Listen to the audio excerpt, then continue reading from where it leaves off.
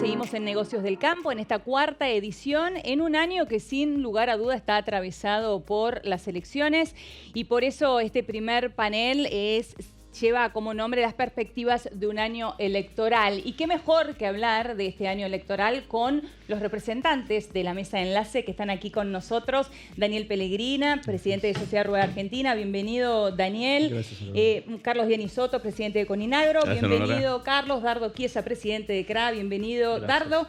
Y Carlos Sachetoni, presidente de Federación Agraria. Una mesa de enlace casi mendocina, Sí. ¿no? Casi completamente mendocina, hombre de Mirá vos. Mendoza, de Mendoza. Dardo, quedaste La afuera, Pampa. solamente vos de La Pampa. Pero lo hemos admitido, ¿eh?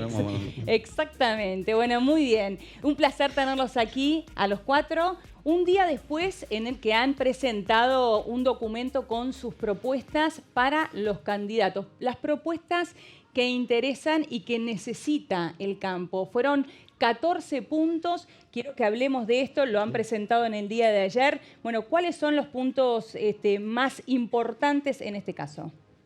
Sí, primero un poquito contar el objetivo Dale. del trabajo, que es justamente en un año electoral posicionarnos como campo con todos los candidatos y llevarles un set de propuestas que creemos el camino mínimo indispensable para que el campo pueda seguir aportando lo que viene haciendo en estos últimos años y lo que tenemos para el futuro, ¿no? Entonces, con ese documento vamos a ir a ver a los candidatos, estamos ya generando las entrevistas, vamos a escucharlos también, qué tienen como propuesta ellos, qué visión tienen del campo, y a partir de ahí, bueno, nos daremos vuelta con nuestros representados, los conversaremos y digamos, haremos nuestro trabajo gremial para que cada uno sepa cuando deposite el voto quién va a apoyar el campo en el futuro, ¿no? Interesante. Yo sí. creo que en función de eso que dice Daniel, también es mostrar una mesa unida, una unidad en el sector agroindustrial. Creo que es un momento político donde a veces, como todas las cosas en la política, en la familia, los gestos valen. Claro. Y bueno, este documento, más allá del contenido, que creo que es un gran logro y muestra una política agroindustrial de acá a 10 años, porque queremos una política de Estado, no queremos algo circunstancial, muestra una unidad, y que ojalá que el sector político también de alguna manera pueda unificar sus criterios para llevar adelante las políticas agroindustriales que necesita el país, en una política entre lo público y lo privado como elemento de sinergia para Claro. hacer crecer, para que haya desarrollo, para que haya riqueza, ¿no? Principales puntos.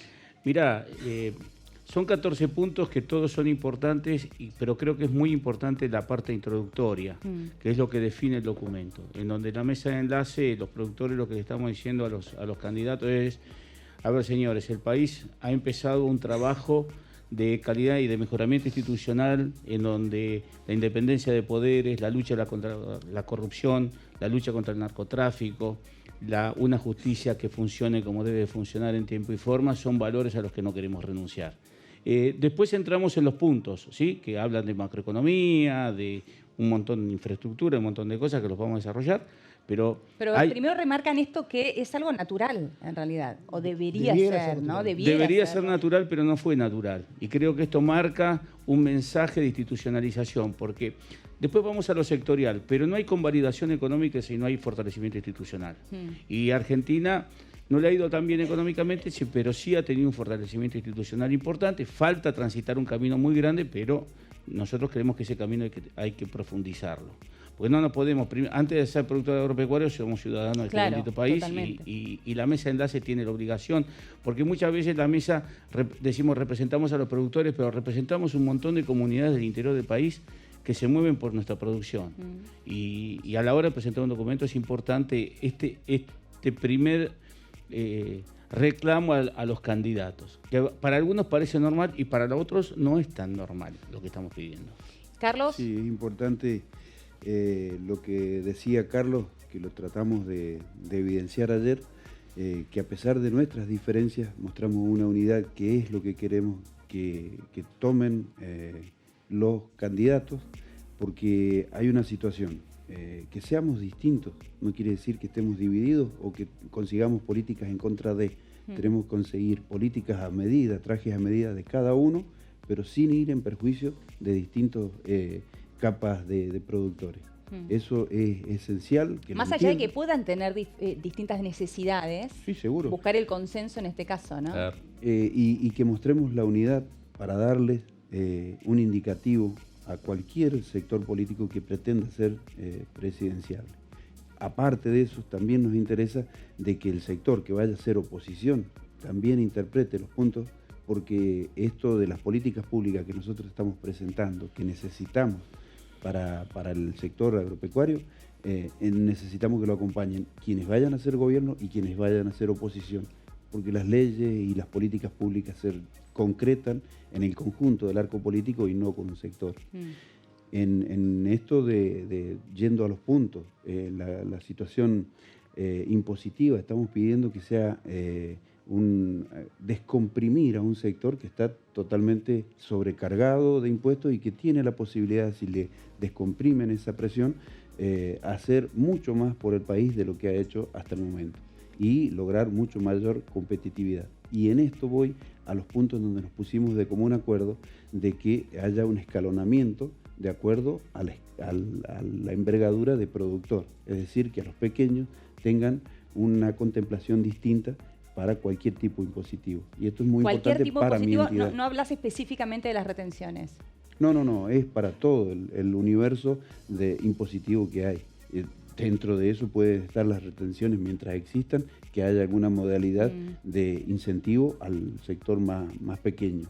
Pero no podemos ir en contra de que todo el conjunto está pidiendo descomprimir, sacando las retenciones, que son un impuesto distorsivo. Claro. Esto lo en tenemos eso hemos claro coincidido, digamos, las retenciones son un impuesto distorsivo y no tiene que existir. Cualquier política tributaria en el futuro no tiene que ver en las retenciones un ingreso posible, ¿no? Y tenemos que trabajar sobre la vía del ingreso, el impuesto a las ganancias y, por supuesto, la eliminación de una cantidad de impuestos distorsivos que tienen provincias y municipios y que realmente nos sacan la competitividad, ¿no? Entonces, en eso tenemos acuerdo y, como dice Carlos, un tratamiento especial de acuerdo a dimensiones. Ahora hay un tema muy importante que mencionó Carlos, que también lo destacábamos ayer, que es la necesidad de las leyes. Si realmente queremos una política agroindustrial que permanezca en el tiempo, más allá de los gobiernos, el tema del funcionamiento del Congreso, las leyes vitales que puedan fundamentar un despegue, un desarrollo, un crecimiento, trabajo, alimentos, que bajan los precios para el consumidor. Tenemos la ley de seguros, tenemos la ley de semillas, tenemos la ley de economías regionales, la ley de suelos. Bueno, hay un paquete de leyes importantes que nos pueden dar un soporte para que los gobiernos tengan las herramientas necesarias para crear esta política de Estado en esta sinergia. Es interesante esto que marcas, Carlos, porque cuando uno hace el ejercicio de revisar a fin de año qué leyes se trataron en el Congreso del sector específicamente, uno siempre se encuentra con que están las leyes de emergencia, ¿no? Exactamente. Siempre hay leyes de emergencia, ¿viste? claro. Y acá tenemos que ser proactivos. Exactamente, anticiparse. Tenemos ¿no? que cimentarnos. Y más que hay este mercado común europeo y Mercosur, yo creo que nos ayuda también, más allá de las particularidades, muchos interrogantes, a planificar y a crear. Y necesitamos instrumentos y reglas que permanezcan y que den previsibilidad. Me surge una pregunta con respecto a esto. ¿Hay suficientes representantes del sector en el Congreso? No. Faltan muchos. En realidad, la política es un lugar medio oscuro para el productor agropecuario. Un poco por el mecanismo de hacer política. Argentina tiene un sistema de elección de candidatos a todos los cargos que circulan casi exclusivamente por la necesidad de participar en un partido político. Cuando han ido los agrodiputados fue porque en su momento tuvieron una exposición pública y fueron seducidos por los partidos políticos para entrar. Por el conflicto del campo. Por el conflicto del campo. Yo a veces le llamo un proceso de farandulización de la política. Si vos sos una estrellita que brillás un poquito más, probablemente algún partido político te llame. Ahora, el problema es qué vas a hacer a la política y hacia dónde están tus lealtades. Y el productor es un tipo muy leal, todos somos bastante leales y ¿a quién vas a responder en el momento que tengas que votar? ¿Al partido político que te llamó y te dio la oportunidad para sentarse en una banca? ¿O te vas a responder a tu entidad agropecuaria, a tus bases, que son las que de alguna manera, donde te formaste y a quienes realmente representas? Y ahí se genera un conflicto, y vos fíjate que en esta elección particularmente, que no tenemos prácticamente representantes, justamente creemos que ante la polarización, la elección de todos los candidatos fue en base a que a nadie se le vaya a dar vuelta mañana en diputados, genere un bloque propio o vaya en contra de algo que el bloque decide votar. Bueno, este es un proceso que en algún momento habrá que verlo, porque es increíble que el sector que más aporta a la economía argentina no tenga representantes en la... Eleonora, pero ahí también se nos abre un desafío enorme a la Comisión de Enlace. Primero, este documento también es para aportarle a los legisladores, porque tenemos una oportunidad ahí con muchos legisladores realmente que no son del campo, pero pueden sostener las ideas del campo y podemos ir a convencerlos para que realmente seamos muchos más, siendo que tenemos pocos representantes puros del sector. Así que ese es un desafío enorme que tenemos como Comisión de Enlace para trabajar también con este documento. Y no nos olvidemos también de otros parlamentos, ¿no? Los parlamentos provinciales y especialmente ahí llamamos siempre a los productores a la participación en los municipios, ¿no? A nivel de los consejos deliberantes, donde definen una cantidad de tasas y de cuestiones que nos impactan directamente y que a veces no participamos ni siquiera en eso. Entonces, el llamado es a todo, ¿no? Yo creo que también, si bien coincido con lo que ha hecho Dardo y Daniel, y es una realidad que hay una poca representación parlamentaria, pero también me parece que es un momento de ir enalteciendo la palabra política y no reducirla solamente a un esquema partidario, sino a las políticas que generan el bien común, que generan riqueza, a las políticas que generan empleo. Y en eso las propuestas del sector privado al sector público, esa participación activa, proactiva, como hablábamos recién, de decir por acá va el crecimiento, por acá va el desarrollo, por acá van las economías regionales que hay desarrollo local y arraigo con estas leyes, con estos instrumentos, con este diálogo, con esta institucionalidad que hablaba Dardo, es también una forma de participación. Y ahí creo, y esta es la función y el desafío que tiene la mesa de enlace, de ver cómo protagonizamos en la política en general, para que si bien en este momento, y es un déficit, no hay una representación parlamentaria, sí haya una participación activa de las políticas que necesitamos para asumir este desafío tan importante que tiene la Argentina frente al mundo, para dar alimentos y dar también todo lo que surge de nuestro sector, que no solamente es alimentos, sino también biocombustibles, industrias textiles, farmacéuticas, tenemos mucho para dar, ¿no?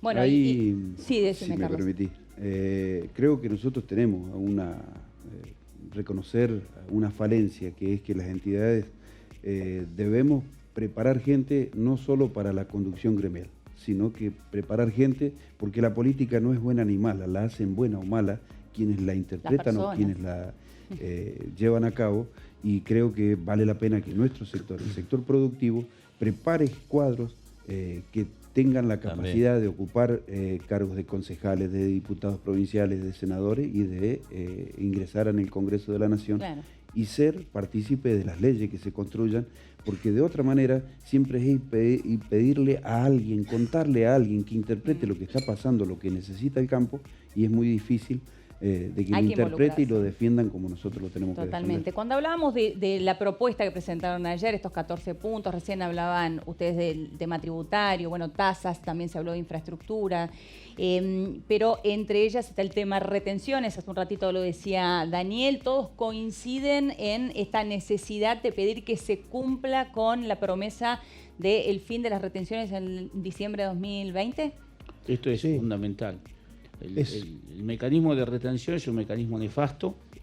Hay un mecanismo para eliminarlas y a nuestro entender se tiene que cumplir. El gobierno ya adelantó en el día de ayer la eliminación de un punto de retenciones, un peso de retenciones para 204 productos de economías regionales. Esto fue muy bien recibido por nuestras bases. En algunas economías estaban muy contentos porque son reclamos que se han venido haciendo en las mesas de competitividad. Ahí tenés un ejemplo de participación público-privada importante, con un logro que es la eliminación de este punto, pero en realidad nosotros consideramos que retenciones es un impuesto distorsivo y que la base de la legislación tributaria tendría que ir sobre las ganancias y no sobre impuestos distorsivos, porque te da reglas claras.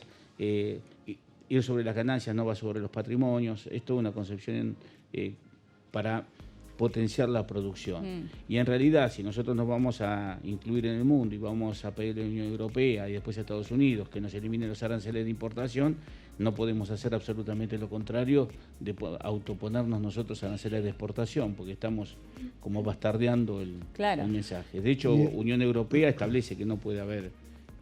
Eleonora, y hablando de retenciones también, digamos, lo pusimos en el documento y estamos de acuerdo en que no se puede delegar una facultad que es del Congreso a los poderes ejecutivos. Eso es peligrosísimo. O sea, esto tiene que pasar por el Congreso. Que es lo que corresponde. Entonces eso también tiene que terminarse de una vez por toda esa delegación que se ha hecho históricamente. Fíjate vos que en el tema de retenciones, si uno echa una mirada hacia años atrás, sobre todo en las economías regionales, había una neutralización entre las retenciones y los reintegros. En este momento no hay reintegros y hay retenciones. Entonces tenemos que volver a ese esquema en donde no haya retenciones y los reintegros, que es una herramienta permitida por la OMC. Permitida por la Organización Mundial del Comercio y que lo utilizan todos los países, porque si no exportás impuestos, ¿me entendés? Claro.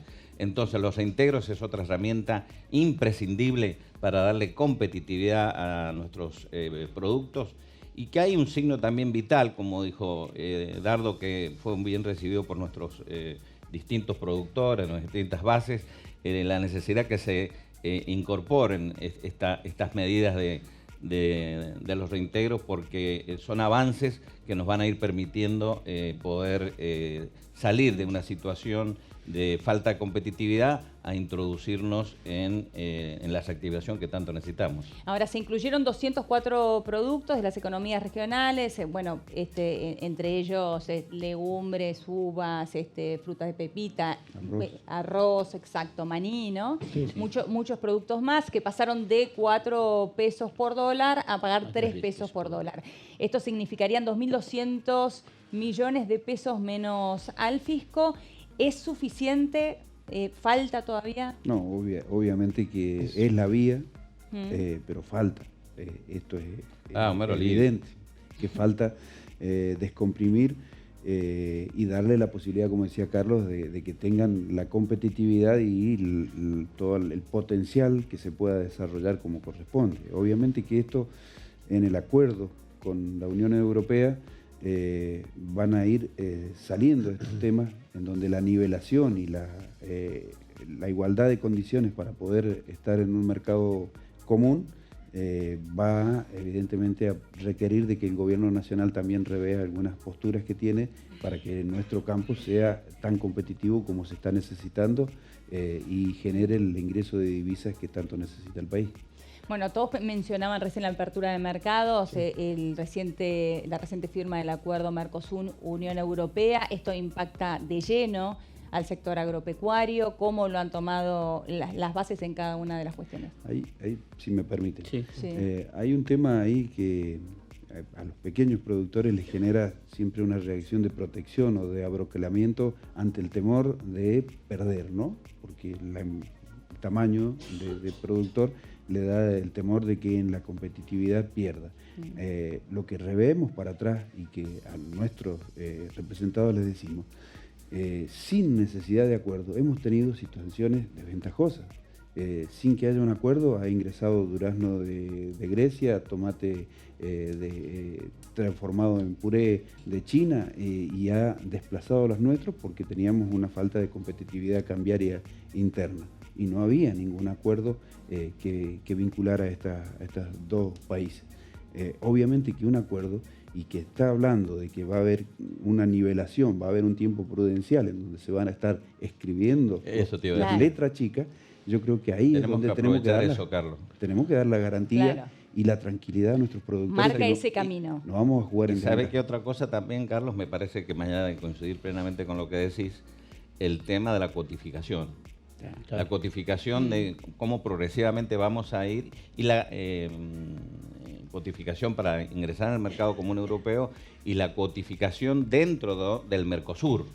Sí. Eso también hay que verlo, porque ojo que... Claro, cómo se reparte esa cuota dentro de los 4 países del Mercosur. Y cómo también el otro desafío que tenemos que verlo con inteligencia es el avance del Mercosur, del mercado común europeo, frente a cada uno de nuestros países, porque hay un gigante que tiene 300 millones de habitantes, en donde también el mercado común europeo nos puede quitar clientes a nuestros propios socios. Seguro. Entonces acá hay un complejo que hay que saberlo manejar, ¿no? Pero la minera es de una oportunidad enorme realmente de abordar, sí, sin duda. Digamos, de pasar a comerciar con más de 1/3 del Producto Bruto del mundo, un mercado que consume premium, son los que mejor consumo de alimentos tienen en el mundo, entre 2 y 3 mil dólares por año, versus otros mercados que son desarrollados, como el asiático, que están en alrededor de los 500 millones, nos da un desafío enorme, especialmente para muchas de estas economías de las regiones, que van a tener realmente un nicho muy importante, digamos, para estos alimentos, ¿no? Y además,